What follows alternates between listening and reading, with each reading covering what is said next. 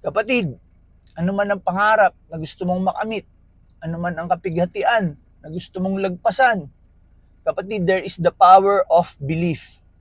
Jesus emphasizes na merong kapangyarihan if you believe.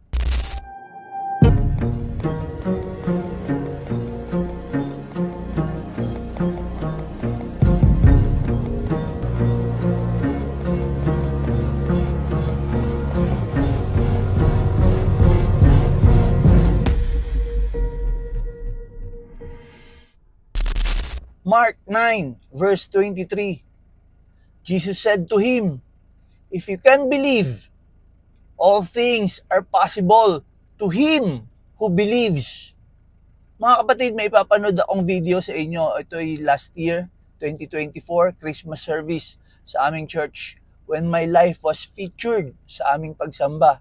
At ako ay sumasamba rin nung time na ito at pinapanood ko ang aking sarili kasama ang buong kongregasyon. He who follows me shall not walk in darkness, but have the light of life. You possess the light of life. I was diagnosed with esophageal cancer, stage 4B. Nung time na yon, I was very devastated.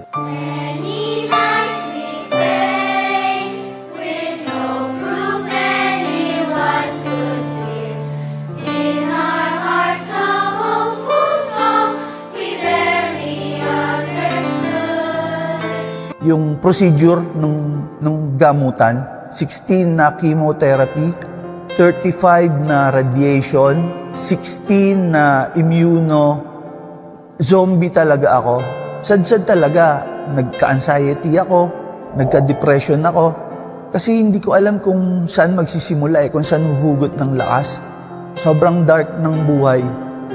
Sobrang parang sa lahat ng bagay na makita ko, goodbye, goodbye. Hindi ko na kayo makikita. Yun yung masakit.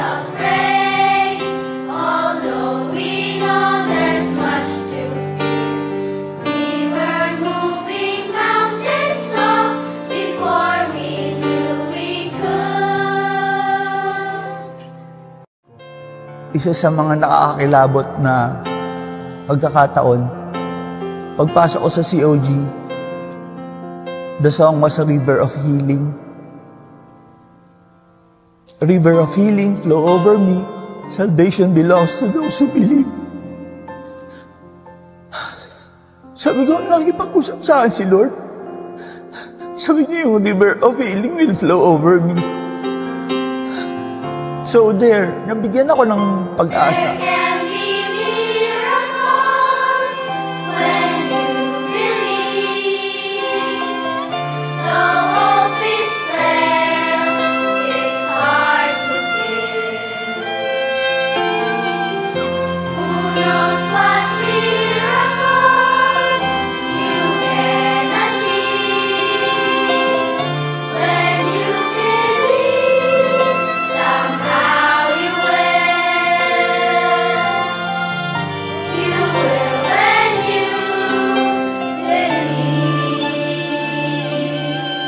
January 2022 yung na-diagnose ako.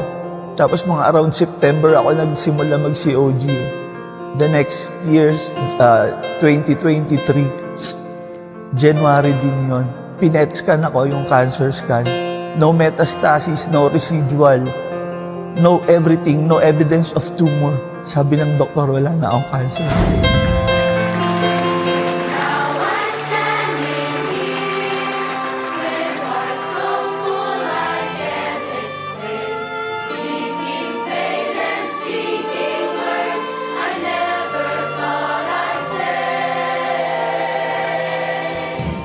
Tinawag mo ako through a disease na nagpapasalamat ako. Kasi kung wala tong cancer, doon pa rin ako sa buhay ng worldly. Lord, itong buhay ko na dala-dala ko ngayon, Lord, ilalapag ko sa harapan mo, Lord.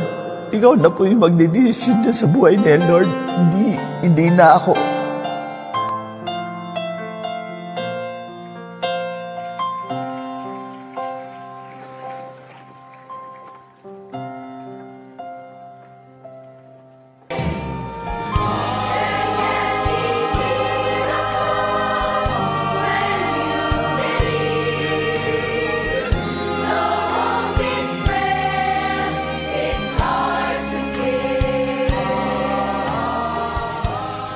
Kapatid, truly, there can be miracles when you believe.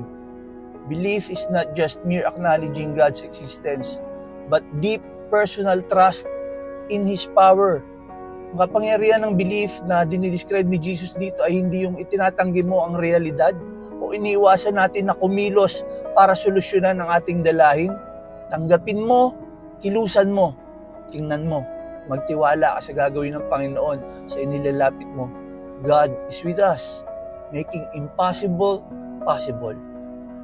Tara kapatid, manalangin tayo, maaari kang yumukod, ipikit ang iyong mata, at damhin mo ang presensya ng ating Panginoon. Panginoon, salamat sa pag-asa.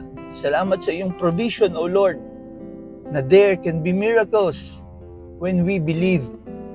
Palakasin mo ang aming pananampalataya, Panginoon. Bigyan mo kami ng tibay ng paniniwala, hindi lang sa iyong existence, kundi sa iyong power and loving intention sa aming buhay. Naway sa aming buhay ay mag-reflect ang aming pagtitiwala sa iyo. At lagi naming maalala na sa piling mo, ang lahat ay posible at magkakatotoo. Ang lahat ng papuri, lahat ng pagsamba ay sa iyo, O Diyos, sa pangalan ni Jesus, na aming tagapagligtas. Amen. Salamat kapatid. Magkita ulit tayo bukas.